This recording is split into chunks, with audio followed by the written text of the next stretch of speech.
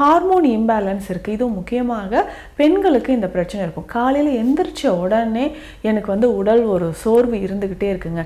சரி, கொஞ்ச நேரம் நான் வந்து வீட்டில் ஒர்க் பண்ணுறேன், கிச்சனில் நிற்கிறேன், இல்லை வீட்டு வேலையெல்லாம் கொஞ்ச நேரம் செய்கிறேன், ஒரு காலையிலே ஒரு 10 மணிக்கெல்லாம் திரும்பவும் போய் படுத்துடணும் அப்படின்னு தோணுது.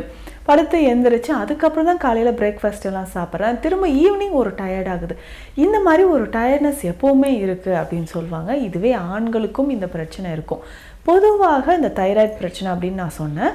அதற்கு அடுத்தது பார்த்தோம்னா முக்கியமாக கேஸ்ட்ரைட்டிஸ் அப்படின்னு சொல்லக்கூடிய செரிமான பிரச்சனை இருக்கக்கூடிய நபர்களுக்கு.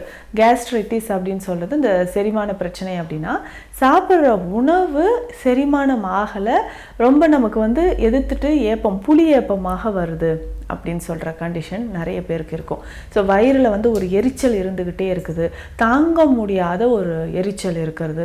இது எல்லாமே வந்து பார்த்தோம்னா நிறைய பேருக்கு இருக்கும். ஸோ இது இருந்துக்கிட்டே இருந்துச்சுன்னா என்ன ஆகுனா, உடலில் ஒரு சோர்வு இருந்துக்கிட்டே இருக்கும்.